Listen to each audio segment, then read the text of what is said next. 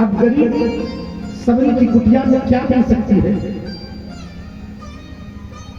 किसी बड़े आदमी के घर जाओ महाराज, तो बहुत बड़ा आदमी होगा, लेकिन आपको गुड़ देकर के पानी नहीं पिलाएगा, पूछेगा ही नहीं, जल पूछेगा ही नहीं। घंटों आप खड़े रहो, कोई आकर के पूछेगा तो नहीं, आपको गिलास जल मिल जाए तो मिल गया, नहीं। लेकिन किसी गरीब के घर आप जाकर देखो, और अगर उसको पहले से पता हो तब तो महाराज वो आपके लिए सबसे सुंदर मिठाई ले आएगा। कितना ले आएगा? केवल 100 ग्राम ले आएगा। शायद अपने बच्चों को मिठाई कभी नहीं खिलाया हो, लेकिन आपके लिए लाएगा। क्यों लाएगा? क्योंकि आप अतिथि के रूप में उसके घर पे आए, और वो मिठाई बड़े प्रेम के साथ परोसेगा। महाराज इसमें उसका प्रेम है। भगवान हमारे धनवान से मिलने के लिए नहीं गए। क्या भगवान को इतनी बड़ी इस सृष्टि में कोई धनवान नहीं मिला होगा? अगर भगवान भूखे थे तो क्या सबरी का ही घर मिला उनको? भगवान अगर भूखे हैं तो केवल प्रेम की भूखे हैं, पदार्थ की भूखे नहीं।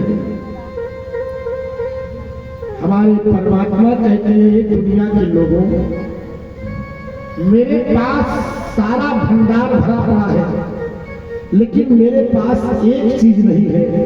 कौन सी चीज है? परमात्मा कहते हैं, मेरे पास मन नहीं है। क्या नहीं है? मन नहीं है।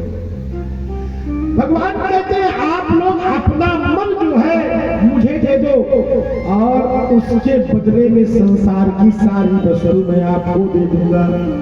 लेकिन लोग मन को कहां लगाते हैं? ध्यान से सुनिएगा, लोग मन को कहां लगाते हैं? लोग मन को संसार में लगाते हैं, और बुद्धि को परमात्मा में लगा देते हैं। घर में जो सबसे ज्यादा सड़ा हुआ केला रखा रहेगा, वो फ्रिज से निकाले, अब निकाल करके यहाँ सिद्धेश्वर धाम पहुंच करके भोले बाबा को चढ़ा दिया, वो शंकर भगवान की। अब उनके मन में बात है, इस केले कोई खाएगा नहीं, अल्ले चलो भोले बाबा को चढ़ा। तो क्या लगाया भोले बाबा के साथ? किसका प्रयोग किया? बुद्धि का प्रयोग किया कि नहीं? लेकिन एक बात बताओ, भगवान से बुद्धि का प्रयोग मत करो। बुद्धि को अगर कहीं लगाना है तो इस संसार में लगाओ, संसार में बुद्धि को लगाओ, और मन को परमात्मा में लगाओ। और जब मन को परमात्मा में लगाओगे, संसार में बुद्धि लगाओगे, तो महाराज अपने आप भव सागर से पार हो जाओगे। बोलो सीताराम भगवान की जय। मैया ने अपने मन को, सबरी मैया ने, महाराज सबरी मैया को लोग कितने आदर से प्रेम करते हैं, विचार करो। क्या कोई कहता नहीं सबरी मैया ब्राह्मण नहीं थी, हम नहीं प्रेम करेंगे? क्या कोई कहता है सबरी मैया क्षत्रिय नहीं थी, मैं नहीं प्रेम करूंगा? हमारे सभी सनातनी हिंदू सब सबरी मैया को अपने हृदय में रखते हैं। लोग हमको आपको चाटनी बांटना चाहते हैं। पढ़ो रामचरितमानस, रखो घर के अंदर। और एक बात बताऊं, शास्त्र कहता है, सतपंच चौपाई मनोहर जान जेलर उर्धर तारुण अविद्या पंच जनित विचार श्री रघुबर हरे। मैं व्यासमंत्र से आप लोगों को दावा से कह रहा हूं, हम सभी सनातनी अपने घर में श्री रामचरितमानस की स्थापना करके देखें, और 5 चौपाई नित्य पढ़कर देखें। मेरा दावा है महाराज, उस घर के अंदर कभी अमंगल हो ही नहीं सकता। बोलो सीताराम भगवान की। लेकिन अगर पूछा जाए कि किसके किसके घर में रामचरितमानस की ग्रंथ है और कौन कौन पाठ करता है, तो महाराज हम सब कहलाते तो अवधवासी हैं, लेकिन कोई शायद बिरला एक जो निकल जाए पाठ करने वाला, और तो निकल।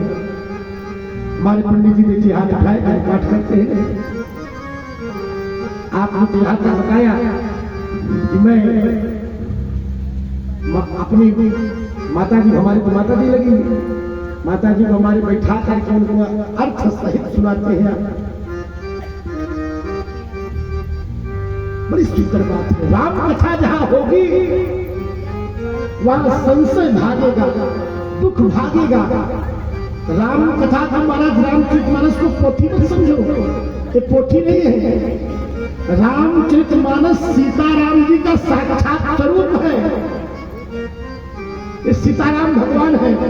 और ऐसे नहीं कि लाल कपड़े में उठा करके बांध करके रख दिया, ऐसा नहीं करना चाहिए। पूजन के स्थान पर इनको दिव्यता से रखना चाहिए। और जिस घर में नित्य इनकी पूजा होती है, अपने आप सारा सुख उस घर में अपने आप आ जाता है। नहीं, आपको मैं दावा करके बता रहा हूँ, 41 दिन करके देख लीजिएगा। परीक्षण करो, घर में रखो, प्रातः काल चंदन टीका करके पुष्प चढ़ा करके नित्य 4-5 चौपाई पर देखो कैसे मंगल होता है। सीताराम भगवान की कृपा अपने आप घर में बनेगी।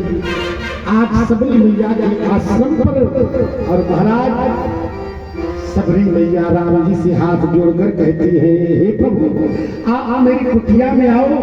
कुटिया में आए, अब मुझे समझ में नहीं आ रहा है कि मैं आपकी स्तुति कैसे करूं। मैं तो पढ़ी लिखी नहीं हूं, मुझे तो किसी शास्त्र का, किसी वेद का ज्ञान नहीं है। आज मैया कहती है कि विधि असी स्तुति कराऊं तुम्हारी,